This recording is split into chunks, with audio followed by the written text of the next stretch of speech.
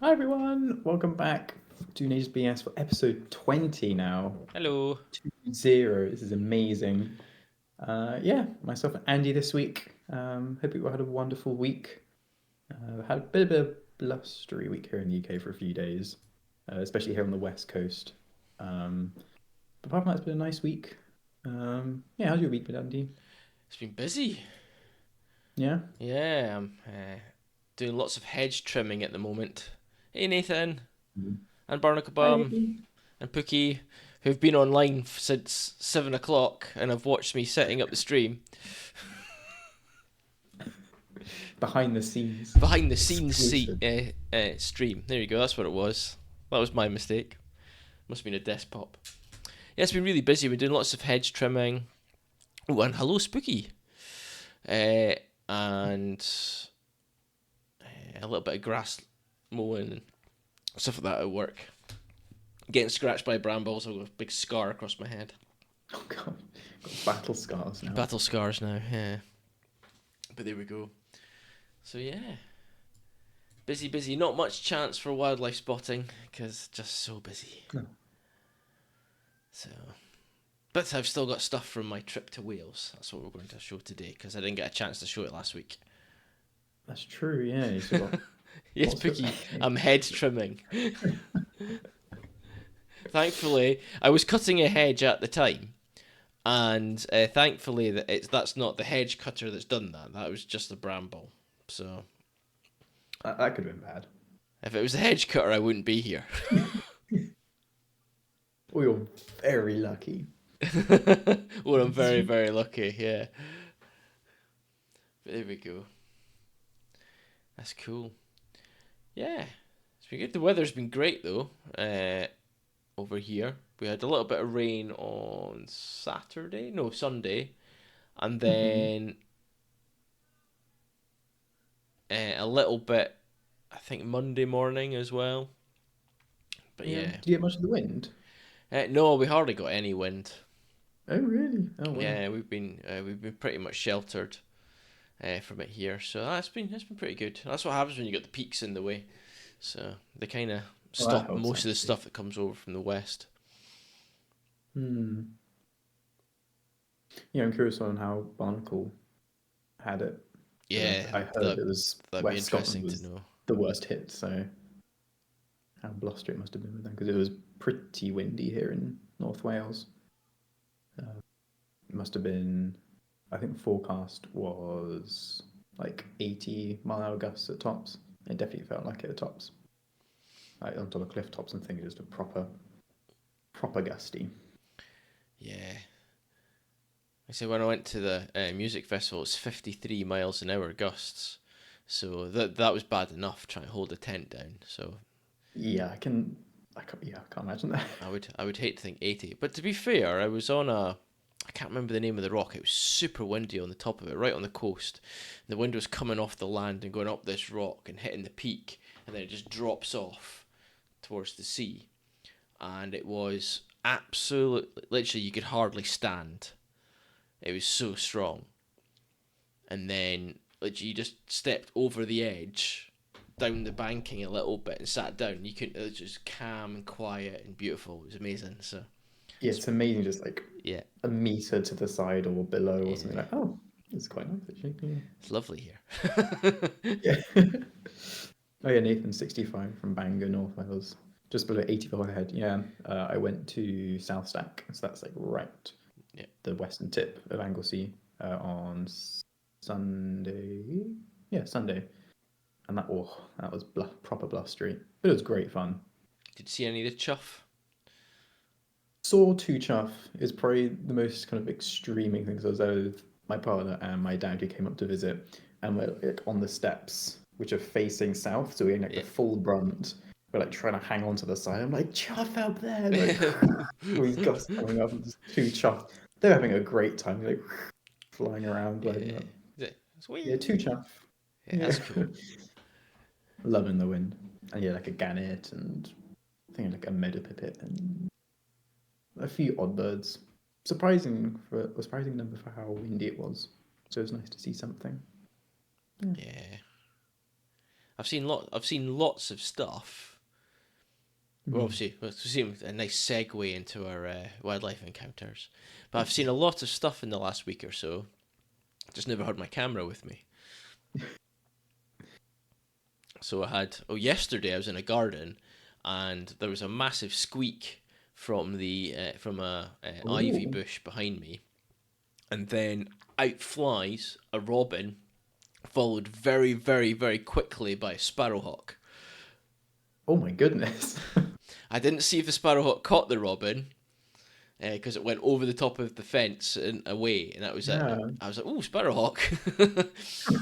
Coming out, so they both came out the ivy Both bush. came out the ivy bush. So there was a Oh massive wow. crash, a bunch of flapping wings, and a squeak, and I was like, "Ooh, wonder what that is." And then literally, I was like, "Ooh, okay, that's Wow. pretty cool." Yeah. And then red kites, buzzards. Uh, Watching a lot of great spotted woodpeckers. They're calling again Mhm. at the moment, quite regularly. Yeah. Uh, yeah, it's been really good for seeing Cool. stuff, but just never had my camera on me because it's always at work. So there we go. Cool. Had a surf scooter from North Wales. Ooh, Oh, cool. I think I've technically seen a surf scooter, but it was just like a really distant black blob, so I couldn't determine it from like common scooter. But yeah. that's very cool. Vicky Um, says all the very woodpeckers good are scooter. calling. Yeah, Oh, that's really yeah. I cool. should really get myself up to Sherwood to see if I can hear slash see slash photograph a lesser. That would be quite nice. Back again. But I'm not sure if they've. Yeah, I'll have to go up and have a look. Have to go up Hmm. and have a look. That just means getting up early again at the weekends. I'm getting up at 6 o'clock every morning at the moment. It's just oof. Really? Oh Yeah, gosh. I start work at 8 now, so not 8:30, 8. So I'm like, I'm in No the lines yard at for eight you. o'clock, loading the van, so which means I got to get up at 6. Oh gosh. So yeah, there we go. Part of the Get your fun. exercise in. Part of the Yeah. fun. I've been attacked by brambles and And hedge trimmers and all the hedge other stuff. trimmers and all that kind of stuff. It's all good. It's all good, really. Cool. Shall we move on to our wildlife encounters? Yes, let's do that. Do you want to go first or shall I go first? I'll go first. You go first. Excellent. Yeah. Okay. Ooh. Just see Let's where you start want to with. begin. Hmm. I'll start with a nice lapwing. Go with the lapwing. This is on Saturday. Yeah, which Nathan brings up. On Saturday, I went to Diga, which is on Anglesey, and Nathan Macro lives nearby. And just by chance, the university birding group was there. I was like, oh, they're here. And then I wondered if Nathan's with them. And then, yeah, Nathan popped over, said hi. So we had a nice chat, popped into the wildlife encounters. Um, but yeah, it was really good for wintering things, autumn migrants, kind of stuff. So Cortiga is this really large wetlands. It's like all these like really low-lying fields, like regularly flooded. Um, so great for waders, ducks, like lapwing pictured here. They breed there in the summer. Like one of the picture like golden plover and things. So it's really important site. Once you just thousands of birds across this, not too huge of a site, but just so many birds. So it's amazing, just sight and sound and everything. But yeah, those are the lapwings, which are just lovely birds. Really lovely birds. Lovely to watch, lovely to see, and lovely to photograph as well. Really lovely things. It's a cracking picture. Thank you. Getting it in I think flight like that, right in the center of frame, is just yeah. it's been nicely cropped and stuff, so it makes it look a bit better. But You shouldn't say these things. oh, sorry. Yeah, just wasn't even looking. Just came to mind. You just like click. Oh, so might as well try. Lovely to hear you too. Yes, Nathan. Yeah, Really lovely. I love lapwings. I think they're stunning birds. The The colors tulips. on them as well are just brilliant. Like we get that iridescence Mm. across the back. Oh, Yeah. Oh, like so agile in flight. Like it's like flying. It's like just diving like they've been caught by the wind or something. It's really lovely birds. Yeah, I'll go with my other one. So some golden plovers, which I mentioned. So I got a nice picture of them. Plenty of them all hanging around amongst other ducks and things. Yes, as if mostly golden plovers in the picture, and then you got a few lapwings mixed in. Plenty of ducks, so like widgeons, teal, mallards, other stuff which I can't think of. Uh, it's just a really cool sight. All the geese are there, some swans are there. You got like the tiny stone chats and meadow pipits. You got a huge range of things. Ooh, a leucistic golden plovin. I mean, ooh, Godwall. Yes, that's Pookie. Yeah, Godwall there as well. Yeah, Nathan, you had a great time there. Like we popped, like bumped into each other, said hi and things. I hadn't seen too much of the time. I think there was you guys had seen. There's a good goose. Was it white fronted? Yeah, white fronted goose. You guys had seen, and then you also had some other stuff as well. Yeah, Teal Godwall, Shoveler, that's another one. Buzz of Dunnock, Stone Chat. Ruff, yeah, you had a Ruff as well. That was very fun. Yeah, 4 Ruff and a pink footed goose. They had a great time there. I didn't see the Ruff or the pink footed geese, sadly, but go back again. But yeah, any wetlands or just anywhere is just doing really, really active for birds and things now. yeah, it's definitely time to get yourself to wetlands, isn't it? So if Bird of Christmas here, he'd be saying, "Come to Frampton." Oh, yeah, what rare bird do you think Bird Chris is going Well, to pop in with that one there was a phrase? possible storm widgeon, uh, Oh which was yes, the picture on ID. It wasn't ID Help. It was Wildlife Encounters, wasn't it? And yeah, that's a biggie. An American pretty widgeon cool. there, and then oh, what else? Well, I need to go back anyway because it's the best chance for me to see a male hen harrier, I think, in the local area. Hmm. So either that or I'm across the peaks for the next I don't know how many weeks. Probably the rest of my life trying to spot a male hen harrier. So never to be One day. done. One day. Oh, a little stint. That's nice as Pookie. Yeah, it's a really good time. Wetlands and things. So much stuff going on. Yeah, here in Bangor, there's just massive mud flats, and there's always just thousands of like oyster catchers, turnstones, curlew, great crested grebes, green shank, just covering everywhere. It's just bustling with activity. What's a little stint at Frampton? Oh, Oh, thank you, Pookie. Maybe I'm taking a trip to Frampton. But yeah. what's the bits I get there at the weekend? And Chris will go, they're all gone. Don't know why he came to you so much here. Yeah. He likes tempting me. That's what it is. He just likes tempting me. A few little stings at cricket. Oh wow, that's quite nearly actually. I'm sure look at So that. guess where you're going this weekend? Oh, actually pinned it. Whoops. I'll unpin that. I'll go on to another one. What should I go on to? I'll do some swans. This is nice. So, yeah, this is here in Bangor. Like nice high tide. Little family of mute swans. Um, just walking past, I was like, oh, there's some swans just very close. So I was standing back and just watching them. I just watch them do their thing, foraging, preening. They went to sleep in the end, which was nice to see. Lovely things. Oh, pallid harrier seen Central Wales Yeah. supposedly making its way up north. Ooh. That'd be an awesome sight to see.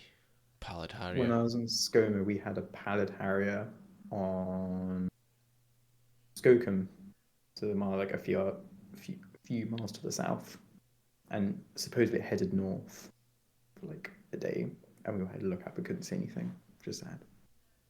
I think it's stuck around for a while, but that'd be very cool to see. I'd love to see a pallid.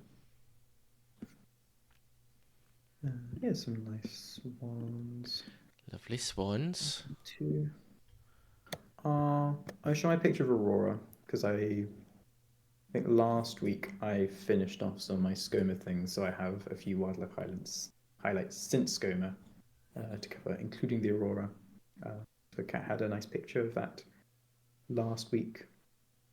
There's also been some pictures in the Discord of different people around the place seeing it, which has been really nice. This was a week and a half ago now, 2 weeks. Completely forgotten now, but it's a nice show overall. Not quite as good as the one back in May, but still a nice sight.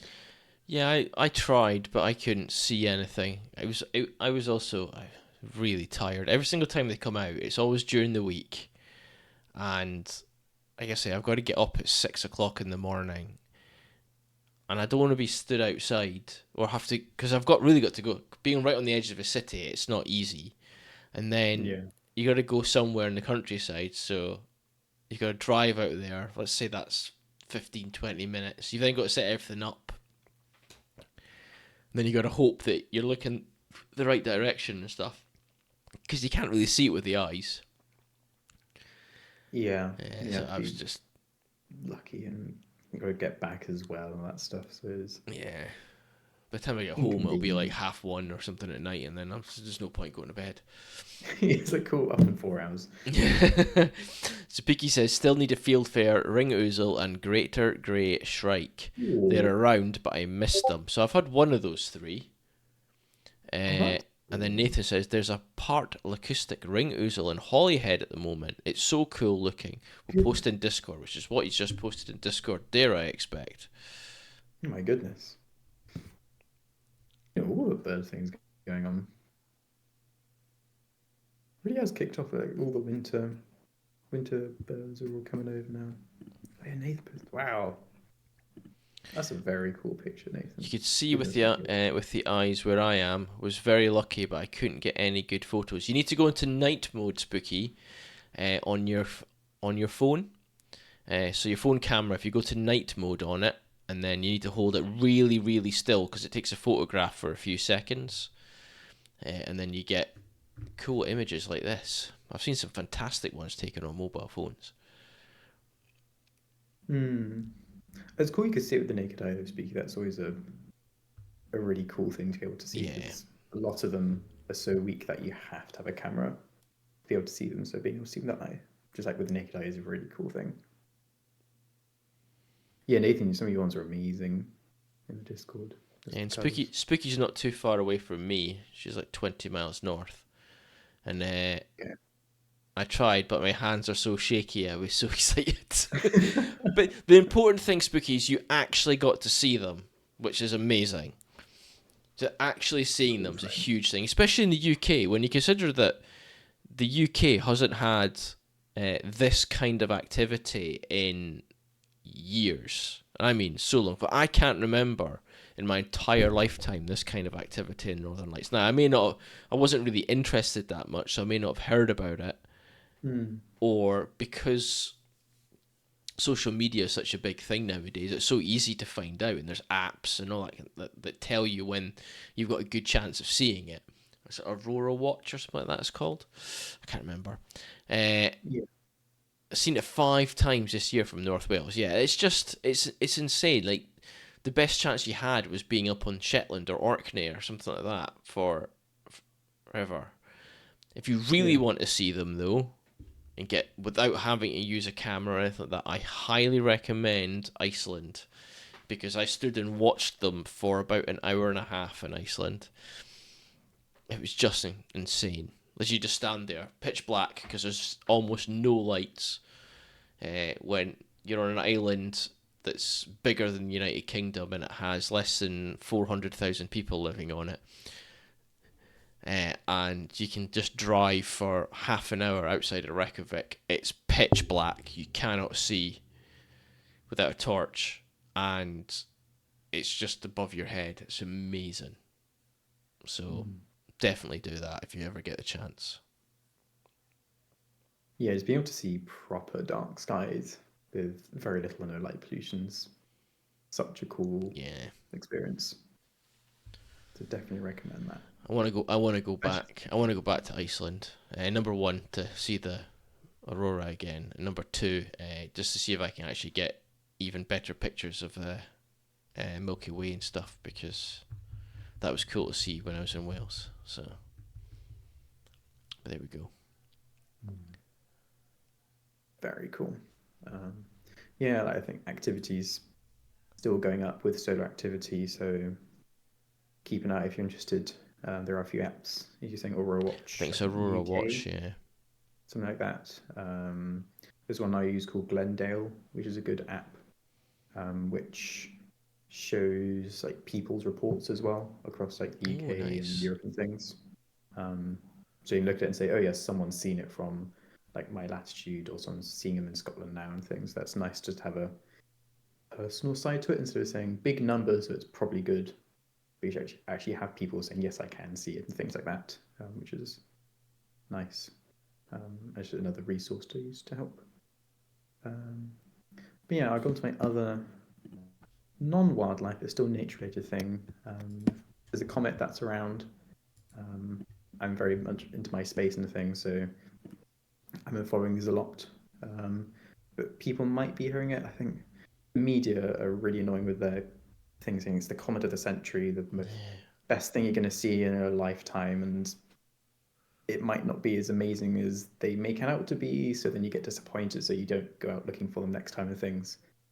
Um, so yeah, it is a very good comet, but be careful with media when they say pictures as well on social media and the news and things. It doesn't look like that usually. It's the same with the aurora.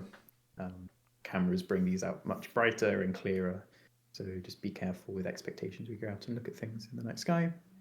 Um, I think currently it's struggling to be seen naked eye, but comes out in pictures on cameras if he wants to go looking for it. But it's been a nice display over the last few weeks with the weather pending.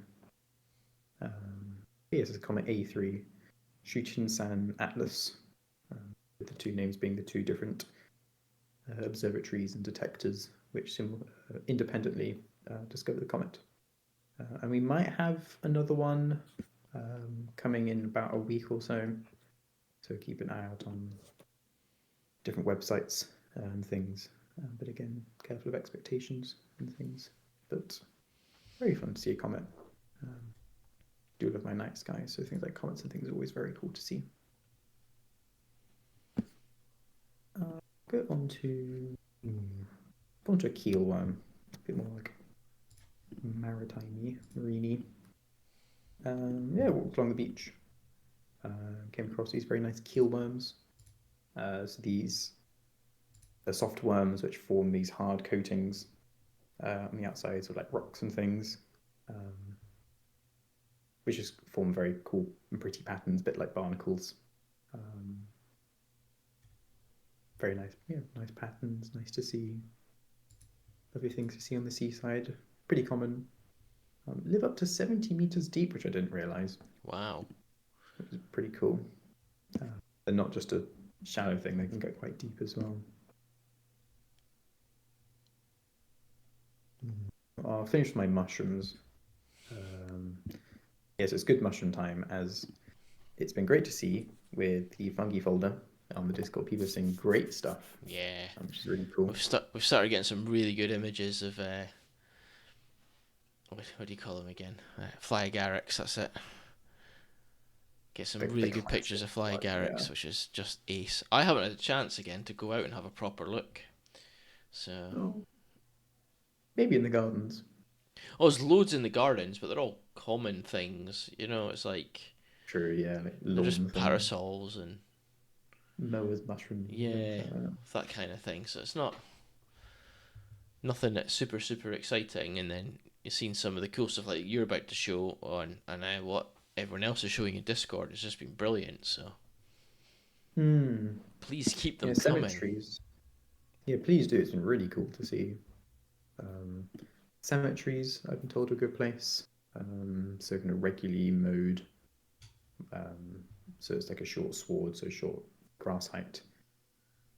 So you can see them easier, and they come out more and just accessible. So in town, cities, things like that. So yeah, like parks, cemeteries, things like that. Keep an eye out for them. I'll start with a blackening wax cap. That's always a fun one.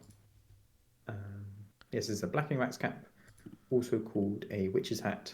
And they're blackening because they start this kind of nice orangey kind of colour, and then pretty quickly, over the course of a few days to a week, turn kind of jet black, like inky jet black, which is really cool to see. And they're quite pointy as well, so when they are all black, they kind of look like a witch's hat, nice and pointy, which is nice. But yeah, lots of wax caps out at the moment as well, which is really cool. It's just all different colours, just a rainbow of reds, yellows, oranges, greens, blues.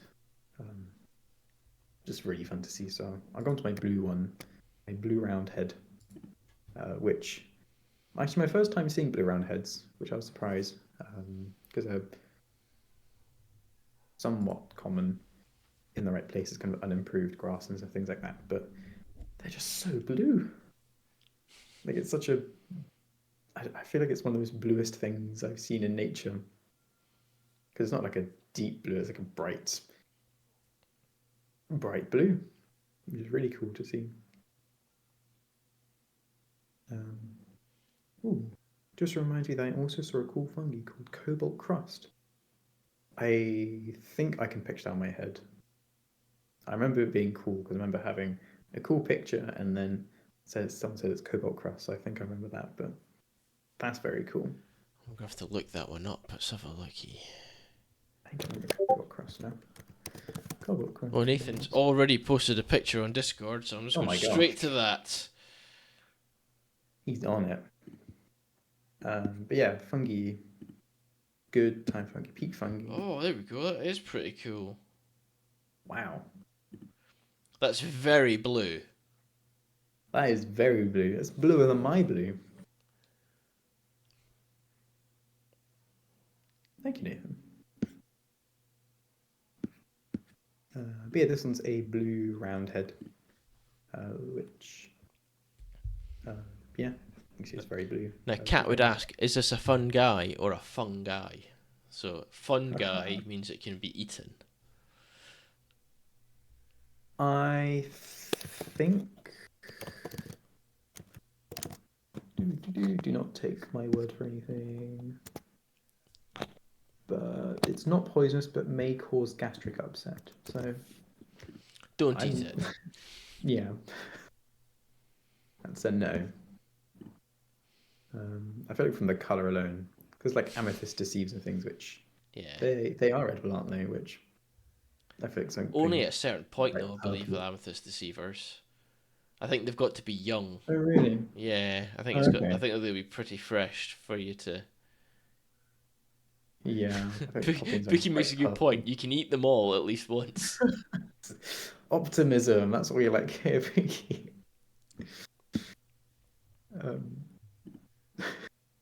I'll finish with my last mushroom, which is a cool one, the caterpillar cordyceps, which looks like, was it a big What's-It or Cheez-It or something like that, just sticking out the ground. There's going to be a big like yellowy orange finger, but it's a cordyceps, so it's the one that like mind control fungus, so things from like The Last of Us, all that stuff. So at the bottom of that stalk there is a caterpillar, which is kind of buried under the ground. So yeah, so it's like sprouted from the caterpillar. So if I like dug into the ground, you see the remains of the caterpillar, which is very cool. And this is, you can see from the blades of grass, it's quite a small one, but it's vibrant. Like you can notice it. It's like a really small little finger, maybe just under a centimeter across. Oh wow! Okay, so it's actually quite big. Finger. Yeah, a bit of like a top of a chopstick. If that's something you can picture. Was anyone seen the recent photo of the tarantula with cordyceps? So spooky. I haven't. Have you seen Andy? No, I have not. I'm going to go looking that up. Google. This was like a proper good like Halloween like tarantula with cordyceps It fungus. is.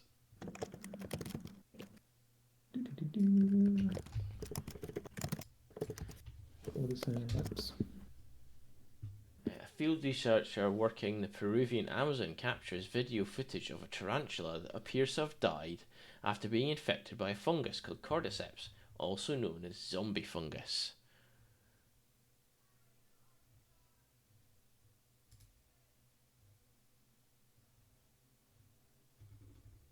Mhm. Nathan says the orange one or yellow, which I'm assuming is referring to the tarantula one.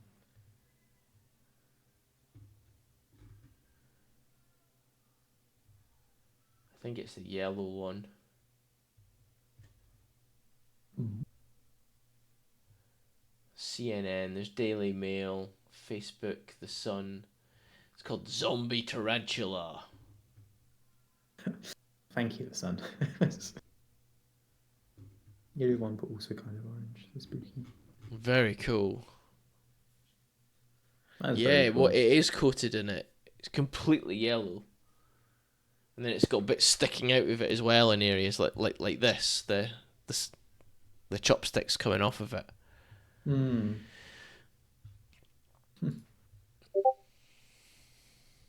Guys, some of these titles of like different pages. Horrific zombie fungus infected tarantula's nightmare fuel. Yeah, That person is not happy. like you said, Last of Us, Last of Us. Yeah. Um, yeah, you had your parasitic fungus, didn't you, Nathan? You had some great. Your pictures as well, Nathan. Just amazing Yeah. macro shots. But yeah, that's my caterpillar cordyceps. So that one affects caterpillars. That's an So awesome it'll find. cheese it. Very cool. Yeah, I think the last three fungi, along with other ones, all found with like this tiny corner of this field on the nature reserve. So unimproved grasslands, good for like wax caps and things, and yeah, short grass parks, cemeteries, graveyards. Just like verges, like road verges, sides of pavement things. So a lot of places where you might not expect fungi, they just appear. Yeah, definitely. Right. What I find as well when you're out looking is you don't see anything for ages and ages and ages, and then suddenly they all just appear in front of you. And then you turn around where you've been and you start seeing all the fungi that are there. It's kind of like you're fungi blind, but as soon as you spot one, Yeah. you see them all. It's very Once you cool. like start looking or have your eye out and everything, yeah, it's Yeah, very cool. it's very cool. Right, is it my turn? Yeah. Discord's going crazy. I say crazy. But anyway, there we go. Right, so more images from my trip to Wales. We're going to start off with a lovely grey seal. So I went to a place called the Blue Lagoon, which is an old slate mine, which is now filled with Well, water from the sea, and it's beautiful blue as you can see from this image.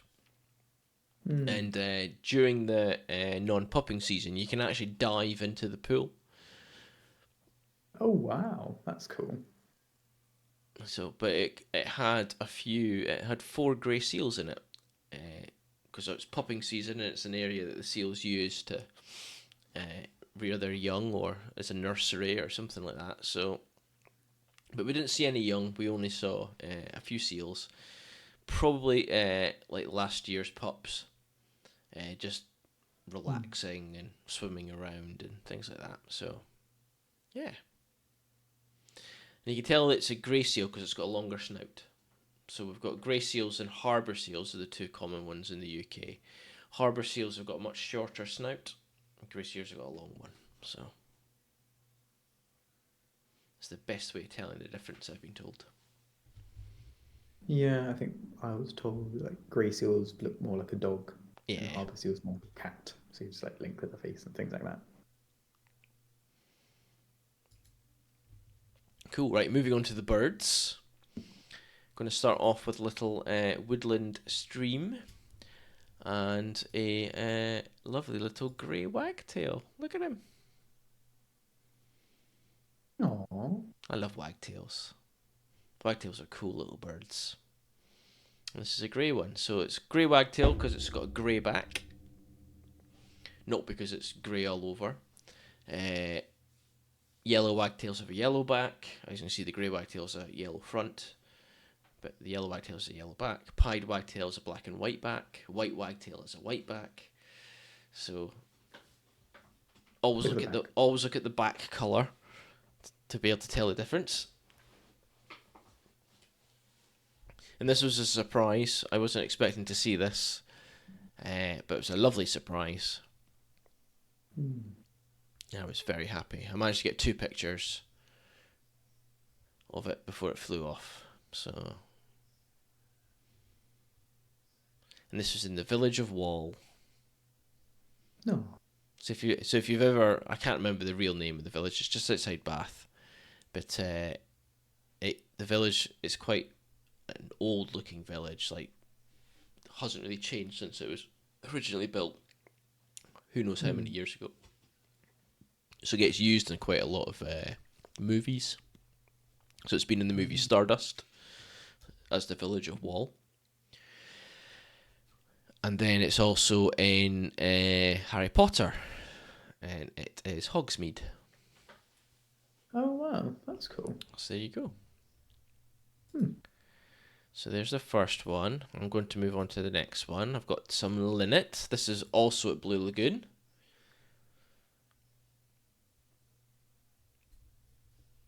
Nice linnet. picture. I like this one because both linnet are looking exactly the same direction. Yeah, so you just like put it behind it and blurred it. Yeah. Picture matching. It's very cool.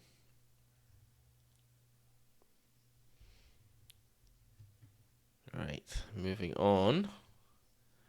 Something a bit more common that quite a lot of people see, but I just kind of like the composition of this image. This is an oyster catcher. Need to put mitosis. Splitting of linnets. Oh, that's a really nice picture. And it's pure luck because the wind was blowing very hard, and that's how the picture came out. It just so happened to have it all in that kind of angle. So I shouldn't have said that. I should have said, yeah, I spent ages waiting for this oyster catcher to get to this position. Nathan can't believe. Thanks, Nathan. It's the difference that decent equipment makes. You can get these for print. And to be fair, a year and a half's practice as well has certainly helped. So, like just going out and doing it, and not worrying how it comes out, and then slowly but surely you start learning little tricks, and it's quite interesting actually watching the oyster catchers. So I was on I can't remember the name of the beach, but it's around just north of St David's, and I set up the tripod, put the camera on it, and I was recording the oyster catchers and taking pictures and things. And there's a couple of ladies who were on a walk, and they came round, and I said, "Oh, are they oyster catchers?" I was like, "Yes, they are." She said, "Oh, brilliant! Yeah, we got it right." And then I'm continuing taking pictures and stuff, and she's like, "Are you a wildlife photographer and filmer?" I was just like, "I like taking pictures of birds, yes." I should have promoted the stream, but I was kind of taken aback. You know, work, Kind of taken aback. So, my favourite picture from the whole holiday is next. Oh. Okay. Again, it's mainly because of the composition. Mm. But it's also a rock pipit, which I absolutely love. I do love them. I think they're great little birds. They're gorgeous birds. And this was to the left of where I was taking the pictures of the oyster catchers. Literally, I just turned round and took a picture of this. I got a few pictures of it. Oh, there's rock quickly. And there's a rock pipit. But the rocks were like almost black, and the rock Yeah, pipit it's just really jumped lovely just contrast. jumped out of it. It's like a little beacon in there. So Because rock pippers are quite a dark bird in themselves, yeah. so that it can stand out from the really dark rock. That's really nice. Really nice picture. Next one is something I've shown quite a lot on the stream, and that's stone chats. There we go, a little stone chat. This is from the first day of the holiday in Wales. We went for a walk along the Pembrokeshire coastal path, Oh, and this little guy landed next to me. it's really detailed. Like you can see every feather. Yeah. It's really sharp. Yes, Daily Spooky, the stone. daily stone chat. I'm loving your images of stone chats, by the way. Please keep them coming. They're Mm. one of my favourite little birds. They're colourful, but in a muted way, which I really like. Yeah. There's that thing that like British birds are dull, they don't have any colours. They're black and they're brown and blah blah blah blah. And it's like, well, actually have a proper look. It's a really lovely shade. Yeah, it's a gorgeous burnt orange breast. It's amazing. Cool. And then finally, and I had to get confirmation because last year I went, "Oh, I've seen this bird," and they were like, "No, Andy, sorry, Oh no. that's something else." And I was like, "Oh." Then the next image I showed, now that is that bird, but it's the same bird. Anyway, this is a wheater.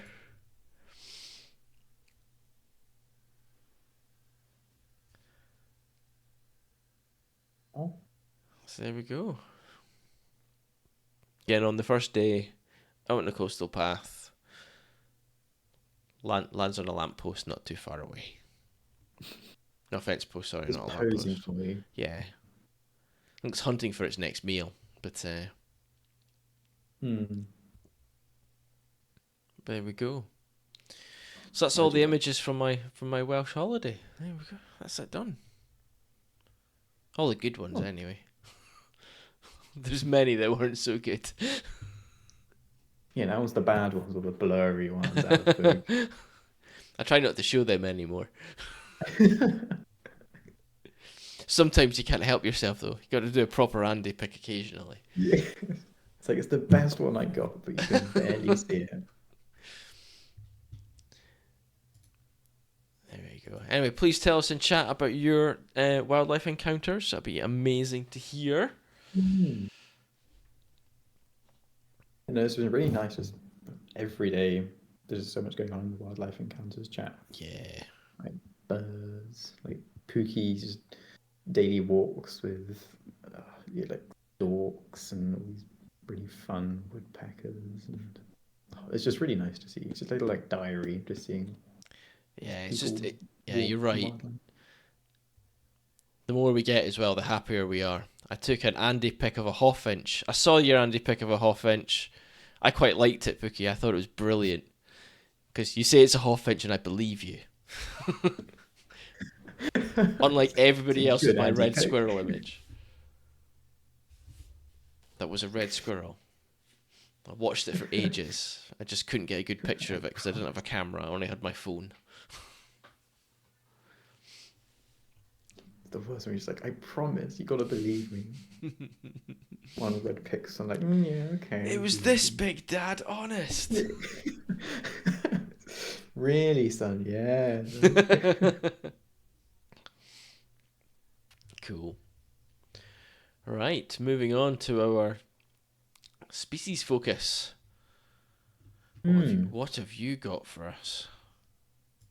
Well, on the topic of red squirrels, I got a red squirrel. That's a very lovely segue.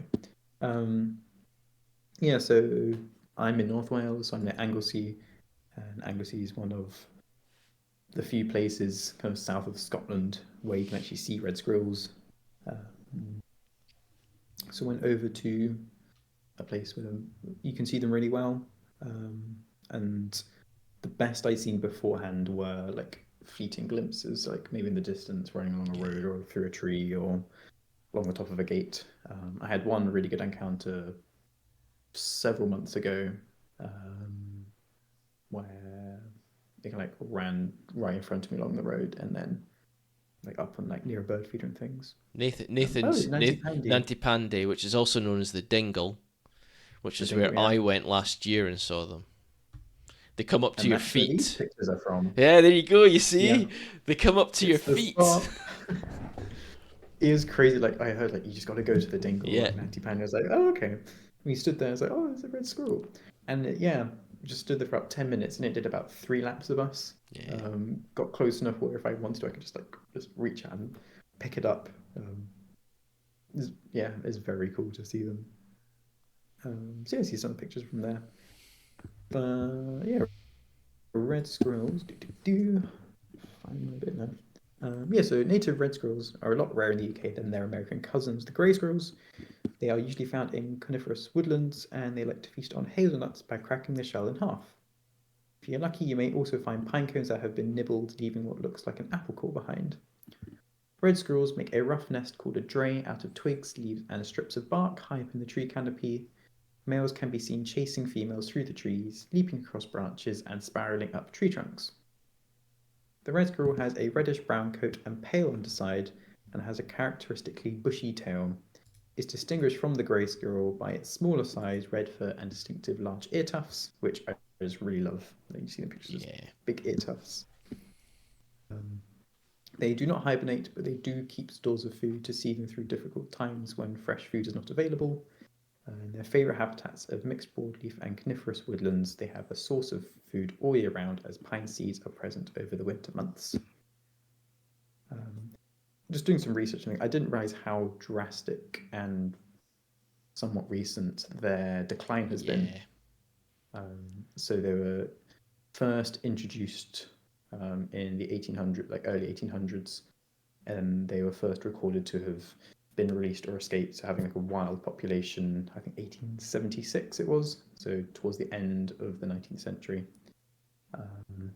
Even by 1945, their range was mainly gone from England, but they still had like the whole of the southwest, so like Cornwall, Devon, most of Wales, most of northern England, Scotland, and Northern Ireland were still like strong red squirrel territory. So it was mainly just England that the grey Yeah, squirrels it was it angled into. was it London, Essex, Wessex, moving into Suffolk, that kind of areas where the grey squirrels were in the like mid 1900s Yeah. to the point where we are now. Yeah, we are now. It's like a few isolated patches like Anglesey and some very small and localized places in like mid Wales, and then like up in Scotland you have some as well. So it is such a drastic reduction in its territory and population, which is really sad to see. Yeah, it's like one. So Apparently, is it 1.5 million? Is it 1.6 million individuals? We're talking reds here. So 1945 it was estimated there was 1.6 million individuals, and now it's 120,000. that's crazy. You know what I mean? So Yeah, I think. that's the difference that's happened. And like you say, it's if you want really good information on this, Lancashire Wildlife Trust has a fantastic page on their website regarding red squirrels and the decline and the difference. Like it shows you a really good map of their territories, and then like the difference in numbers. It's just mad. But there's lots of work being done. So on Anglesey, where you were, grey squirrels are eradicated. So as soon as one gets spotted, out goes a team to deal with it. It's basically to stop the squirrel pox. So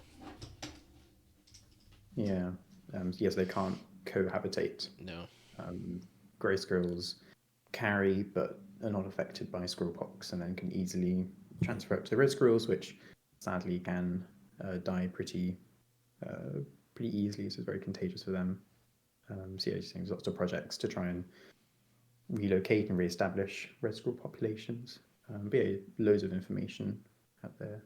So it's all really, really interesting. I had their Welsh as well, which is Gwylio Goch, which just means squirrel red. So red squirrel in Welsh. So Cool. anyone wanted to. So Yeah.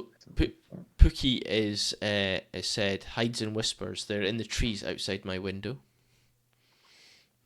which is actually a really good point to mention that part of the population on Anglesey, and the reason they're doing so well in Anglesey, is because they took individuals from the Netherlands and increased the population on Anglesey with individuals from the Netherlands.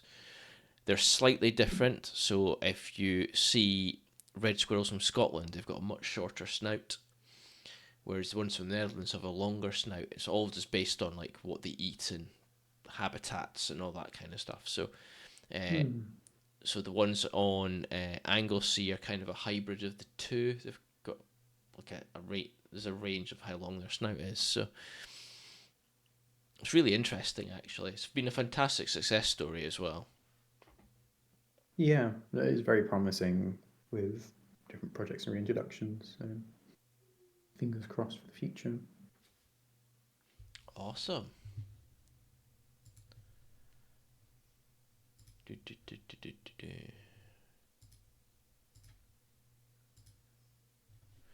it my turn? Your turn. My turn. Cool. So something else that I saw while I was away, and I thought I'd talk about it,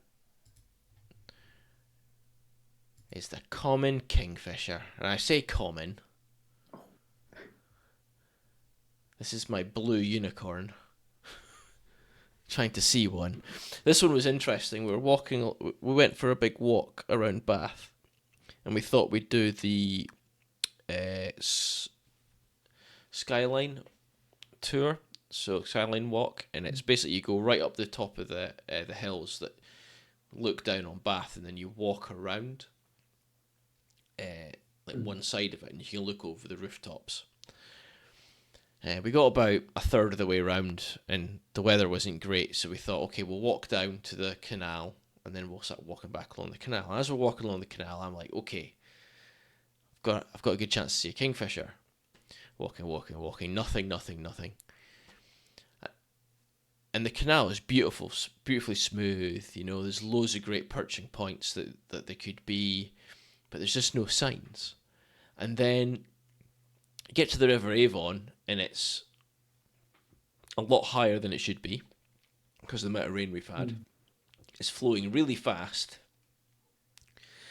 You've got Bath on both sides, and I just see this blue thing in a bush on the other side of the river. And I go, I'll have a look just to make sure it isn't, because I didn't think it was. And then there is. There's this little kingfisher, and you're like, it is a youngish male, looking very resplendent. It's very glamorous. Yeah. So, despite its brightly coloured plumage, the kingfisher can be a challenging bird to spot when perched on a waterside branch. More often than not, you will be the first alerted to their presence by its piping call. Widely distributed on lowland rivers and still waters, which is why I was really surprised to see it on the River Avon.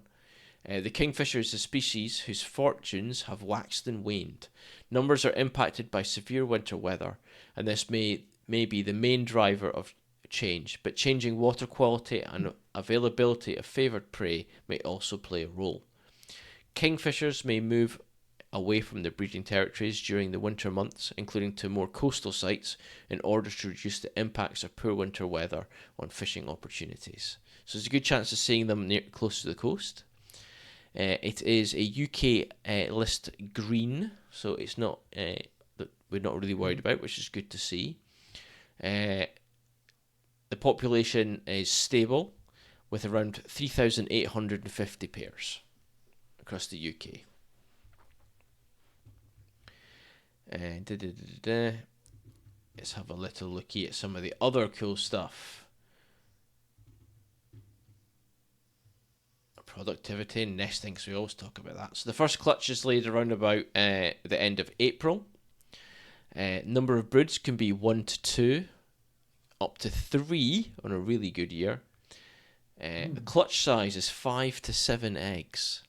That's a big clutch. That is, yeah. Incubation period is around about 20 days, which is performed by both the male and female. And the fledging period is 22 to 26 days. So there you go. Which is when they get enticed out by the parents onto the stick with the fish going, come on, come and get your food. Also green in Netherlands, 750 to 900 breeding pairs. Ooh, green woodpeckers. Survival and longevity. So maximum age from ringing is 4 years, 6 months and 29 days, which is set in 2012. So that's not long at all. That's really not long. Typical lifespan is 2 years. So they get 1 year with breeding. Gosh. It's a lot shorter than I thought. Yeah. Codes and classification. So let's get some.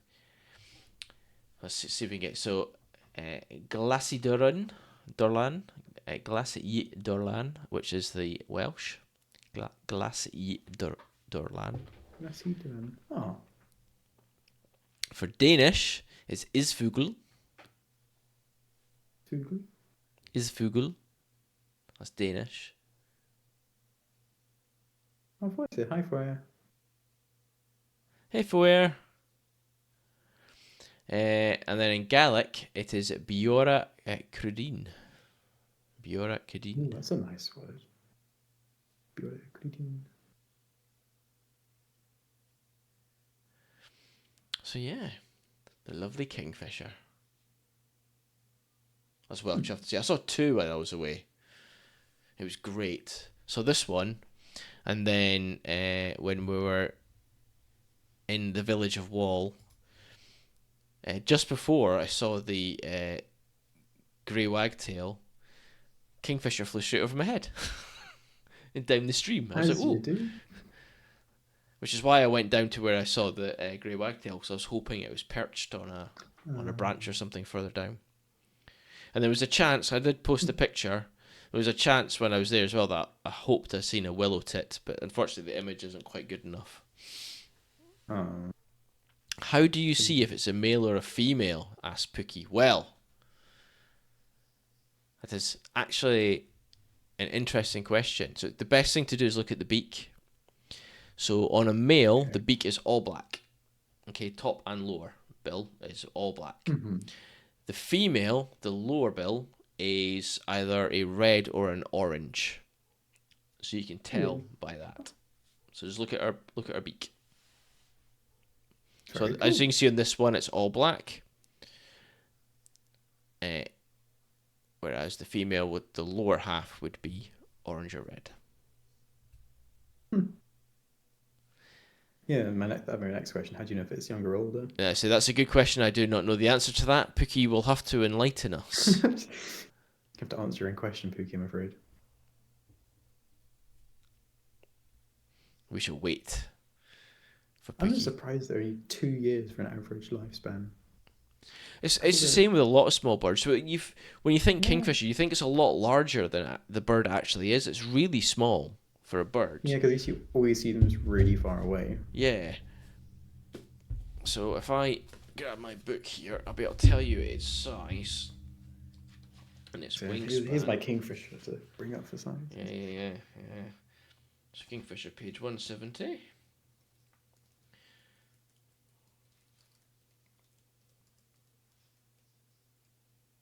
There it is. So length is 16 to 17 centimeters. That is pretty So there you go. It's roughly the same size as a wryneck, which I've never seen. Yeah, that other common bird. That other common bird. But when you think the great spotted woodpecker is 23 to 24 centimeters in length. Gosh, it's like just under 2/3 size of great. God, it really is tiny, actually.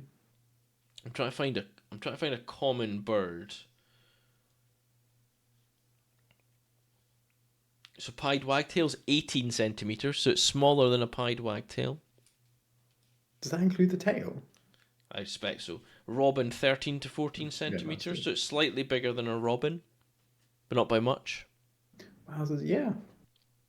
Yeah, next time you see one, can you just ask like a robin to come and perch next to it or something like that? Just to So tip compare. of the beak is white with younger ones. The colour of the feet is lighter, I believe, as well. Ooh, that's cool then.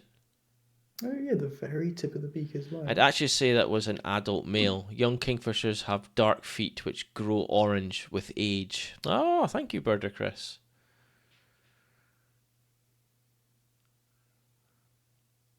Really cool. I don't think I'd ever noticed that there's a white tip on the end. Even whilst looking at the picture, whilst talking about it, I didn't notice it until Pookie pointed it out. Yeah, it is there. Yeah, yeah, you can definitely see it. Certainly there.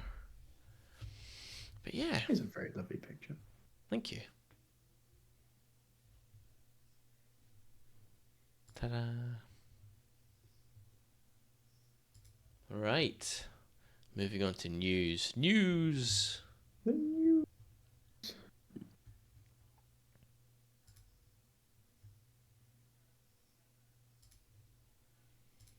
Do you have any news for us today?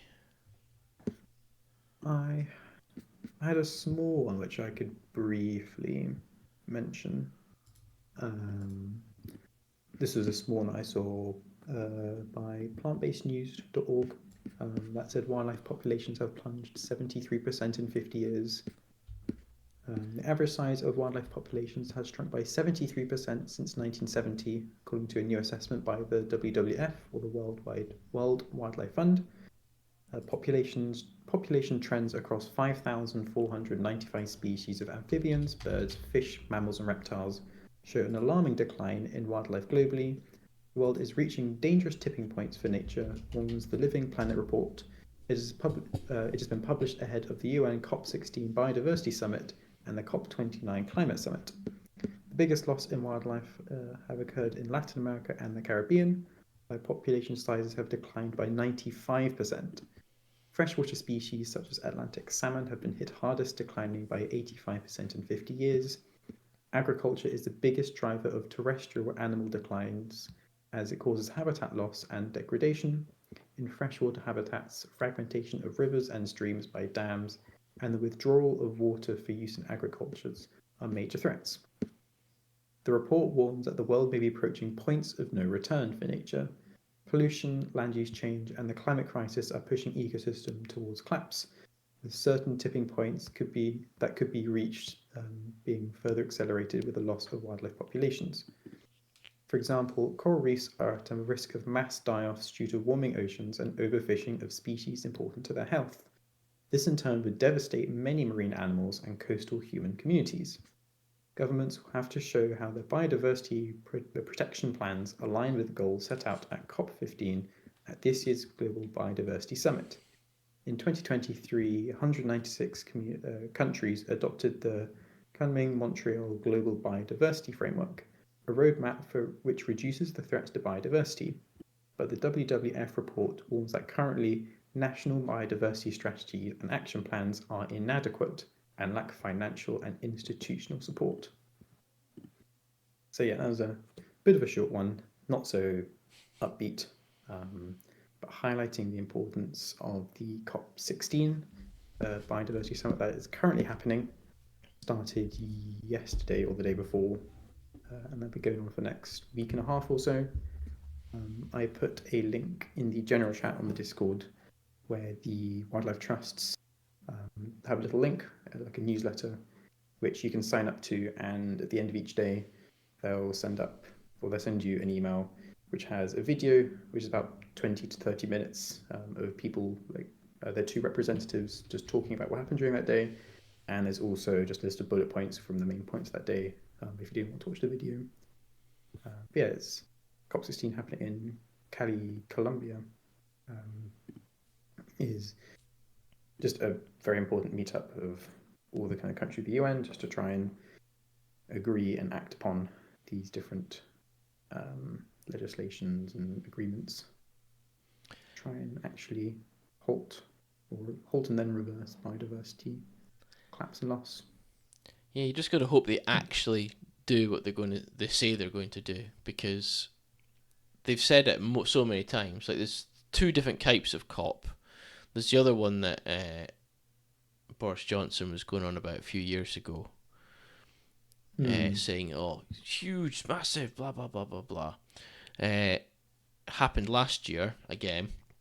It's a yearly thing, and it was chaired by the head of a was it this year's?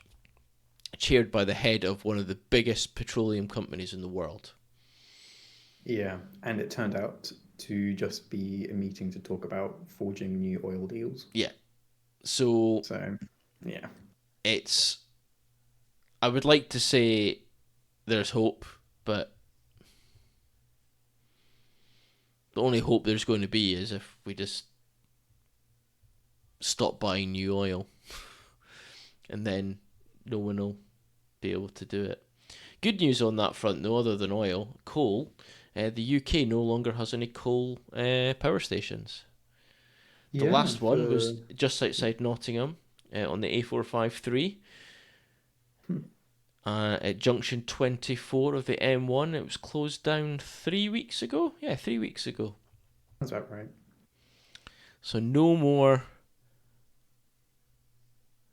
You're right, Burgercrest. The only way is to consume less.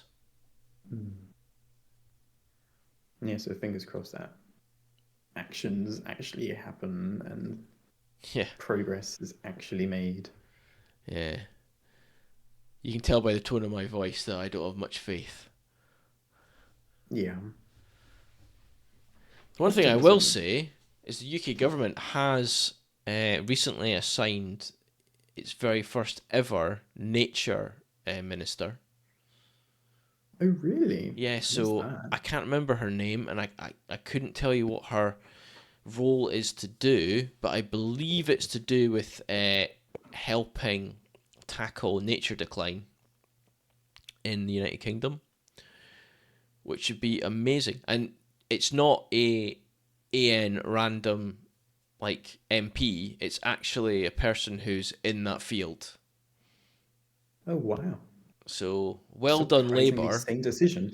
Well done, Labour, for actually doing something. Now, give us the funding to actually make it happen, and not that 22 billion to carbon capture. Put that into nature instead, and you'll actually capture carbon. But you'll capture more carbon than Who would have thought? than putting it into carbon capture. But there we go.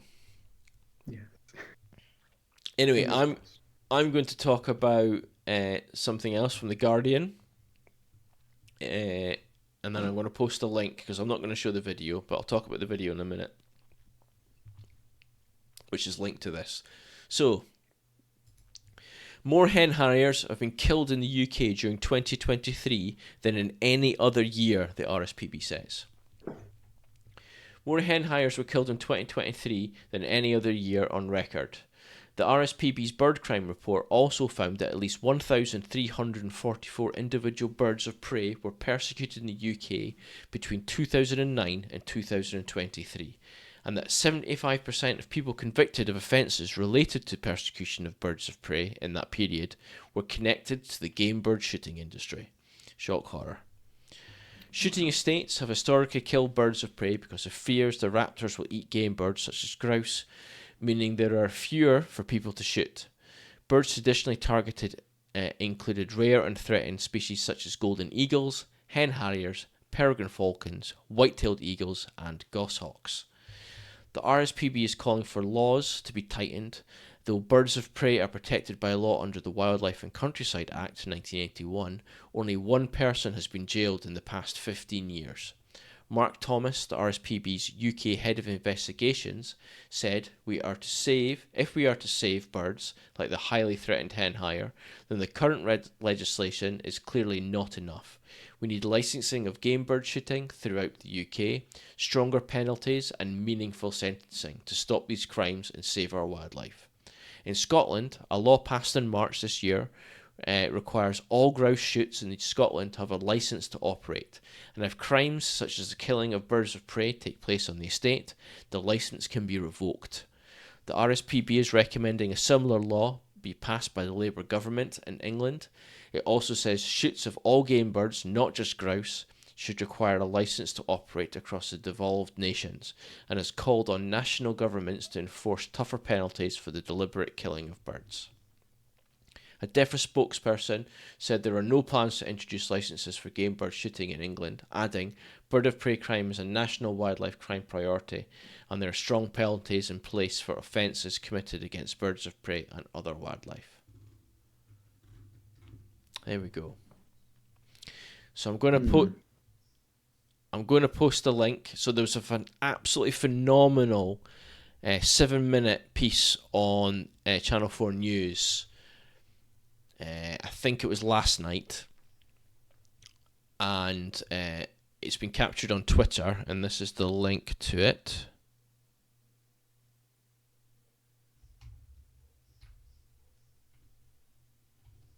Yeah, it's one of those videos. There it is there. So this is the link to it there, just been posted in chat. Highly recommend watching it. It shows a camera trap set by the RSPB, and you can hear and see people watching and hunting birds of prey, and they're explaining what they're doing. So, like the reporter who's talking over it is telling you what they're talking about and what they're about to do. It's a fantastic piece of oh god, I've lost the word in my head. Journalism. But I'm thinking more about what the bird crime unit for the RSPB have managed to achieve here. They've actually managed to prove that this is happening. Uncover or expose? It's brilliant, absolutely brilliant, and I hope that it leads to the reduction, if not what we want is the complete stopping of these birds being persecuted. So yeah, but please go and watch that if you can stomach it. What I will say is you won't see the actual shooting of anything because it's a camera trap. It's hidden away on the ground. But yeah, there we go. Yeah, just hearing about them talking about it's very not eerie, but just disconcerting and uncomfortable. Yeah. Just to know they're talking about these birds, which people are working so hard to protect and thrive, and these people there saying, "How can we kill them without anyone finding out?" Yeah, they talk. They're watching it and they're like, "Oh no, it's boxed, so it's got a tag on it." So they don't shoot it. They basically say, scare it off, shoot past it. So they go out and you hear the gunshots, boom, boom, chase the bird away. And you're like, what if it's got young? You know what I mean? It's like... Yeah, it's like the conversations they have as well. Like, you're saying the video is just amazing, be able to watch them just sit there and have that conversation over radios, and you can hear their conversation so clearly, and you know exactly what they're talking about. Yeah. Very hard video. But brilliant for it finally to be exposed. Yeah, just saying hopefully this is just enough of a exposure to actually get something to happen, get some change to happen. Yeah, it's like you just need to think about like how well hen harriers do in areas that they're not persecuted. Like Mull, apparently, if you go to Mull, you'll see them. I've been on Mull. I've never seen one, but like the best place to go to see hen harriers is the Isle of Mull, northwest coast of Scotland, and it's because they're not persecuted over there. It's the same with golden eagles and white-tailed eagles. They're just not persecuted, and they're thriving. There's obviously plenty of food to go around, and it drives up bird watchers going to the island, so you're getting tourism. So you're making money through tourism. So yeah, you can go out on day trips to see white-tailed eagles, and they take you out on the boats, and off you go, and hopefully see a white-tailed eagle catching fish. And amazing. But there we go. Anyway, that's it. We're all done. Well,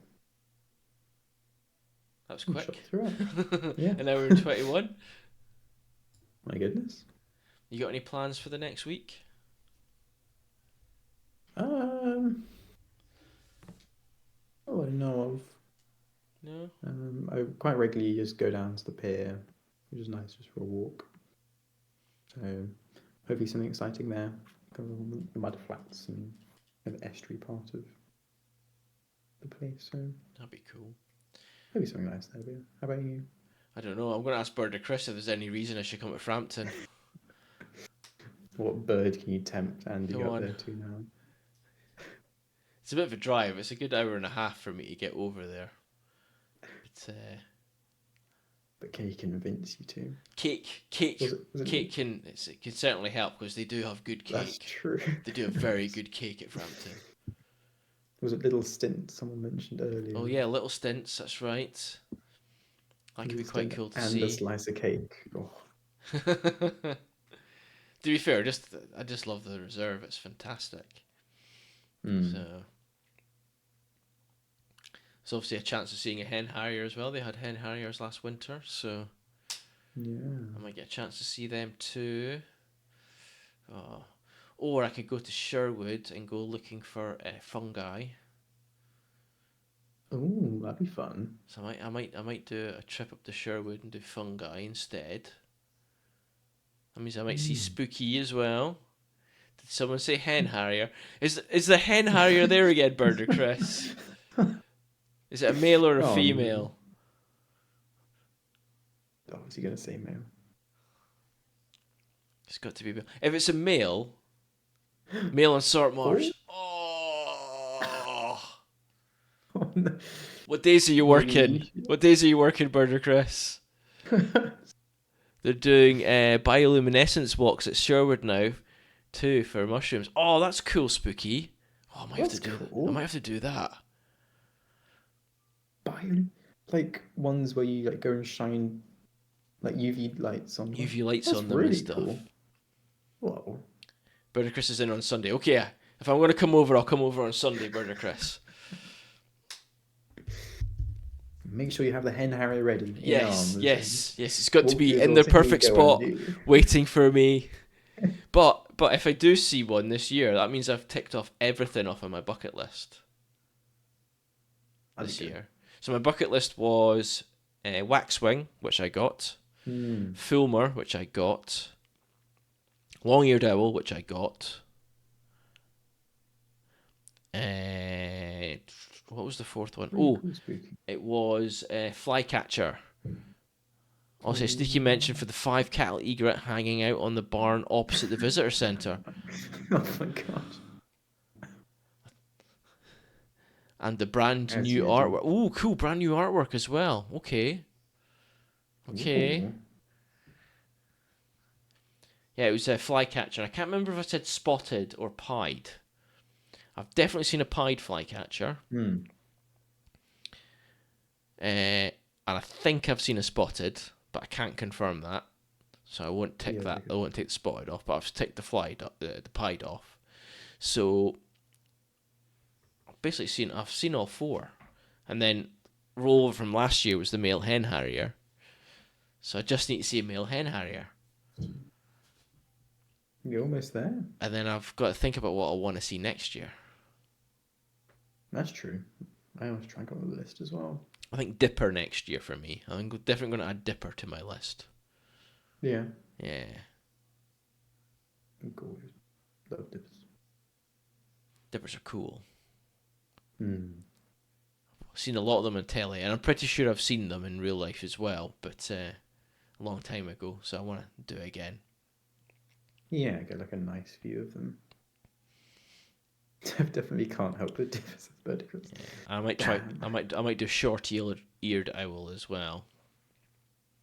That's a good one to have. Because you got a great picture of a short-eared owl. I heard the cattle egret were holding a banner with Andy forever. Hey, Barnacle. Oh, now you have to go. No, I have to go just to see the You don't banner. want to disappoint the cattle eaters. Yeah, just to see the banner, and then I can get an Andy pic of them. Yeah, by that banner, there's 5 cattle egrets all holding the banner. Getting a picture of 5 cattle egret would be really cool, actually. We're just lined up next to their banner. I saw a couple at Langford Lowfields earlier this year. Yeah. Got a decent picture of one flying, which was ace. That's But cool. to get 5 in one image would be brilliant.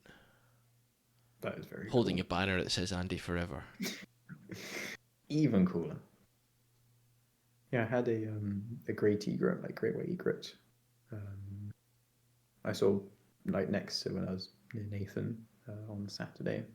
That was very cool. I hadn't seen one of them before. Just Yeah, stunning birds. large one, like large egrets. But I haven't seen a cattle egret because that'd be very cool to see. Yeah, the cattle egret was a surprise for me because I went to Langford hoping to see it, and they mentioned that it had been spotted, and then I was walking, and there it was, just wading in amongst some little egret. So yeah, it was ace.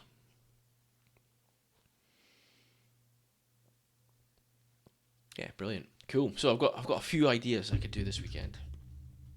Yeah. Cross to Frampton to see the cattle egrets and hopefully the male hen harrier,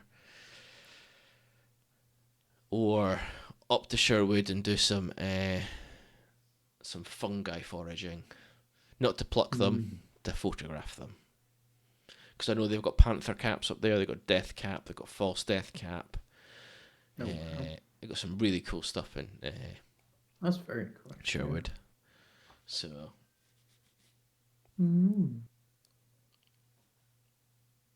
So yeah, decisions. Are you working this weekend, Spooky?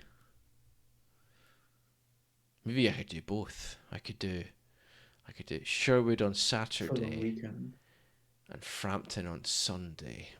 I could maybe do that, but I've got to decorate the house as well. Oh, so priorities. Oh, you're not in at the weekend, Spooky. Okay.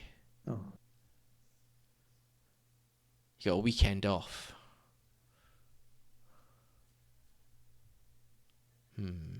Decisions. Right. I'm going to have to go. I've got to go make my lunch. Got to go make my lunch for tomorrow morning. Oh. So I don't have to get up even earlier to make it in the morning. Get up at 5:30 just to make. Yeah. 6 a.m. starts. You just get to see the sunrises. I do. I literally go out the door and it's pitch black, and as I'm driving to work, the sun comes up. That's nice. So by the time I'm at work, the sun's up, which is lovely. And then as I'm driving home, the sun sets. Oh, I guess you're always home in the dark. Yeah. So rubbish, Where says. Yeah, but I'm outside in it all the time, Where, so I'm outdoors all day, so it's great. I love it. Except for getting attacked by brambles. Has its ups and downs. Ooh, look at that. So, my Birder Chris, goodness. I'm on the Wash boat cruises organised by the South Lincolnshire RSPB members group tomorrow. Good chance of seeing kingfisher and grey wagtails, plus waders and lots of common seals. Amazing. And Flair says, I miss the outdoors. Oh. I'm sure that outdoors will all suit you day. It's too my for that. job now. My job is outdoors in people's gardens. It's lovely. Depending on the garden, I have to say. It's That's an true. absolutely gorgeous garden today. Oh, it's beautiful. Yeah. Absolutely stunning. I was trimming a hedge, but the garden was amazing. Lots of love and attention's gone into that one, I can tell you that. And then the second garden I was in, the same actually. Lovely garden. A lot of care Yeah. and attention's gone into it. It's nice. Again, I was trimming a hedge. That's all I've done all day is trim hedges. Is it the time of the It's year? that It's time just of hedge year. trimming season. Ooh, and Pookie's off to the Heathland again tomorrow. Ooh, Oh, nice. cool. Look forward to seeing the Yeah, more pictures on Discord then. Discord. Yeah. I'll post a link again. There we go. Right. Shall we call it there? Perhaps we should. I think we should. Excellent. Thank you so much, folks, for joining us again. Next week, hopefully all three of us will be here. That was supposed to be that Cool. last week, but something came up for me. So hopefully all three of us will be back next week. Hopefully with me either being to Sherwood or Frampton. Or both. Or both. I've got to do a day of decorating. I have to do a day of decorating. And I need a lion at some point. Oh. Framp Wood says Barnacle.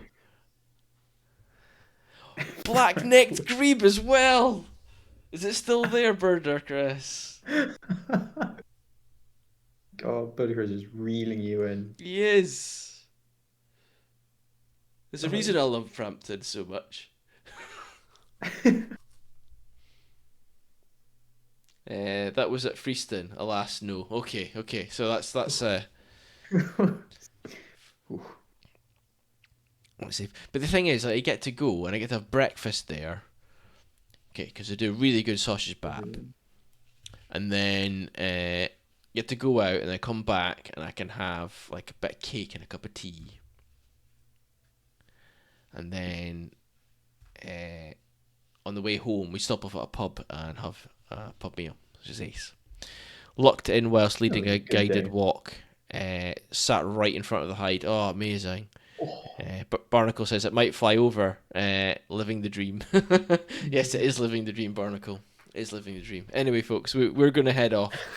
Thank you so much for joining us. I'm going to go before Birder Chris tempts me even more. We'll be back next Wednesday at the same time. Yeah, there we go. See you Have a then. lovely week, everyone. Have a Yeah. fantastic one. Bye, everyone. Bye.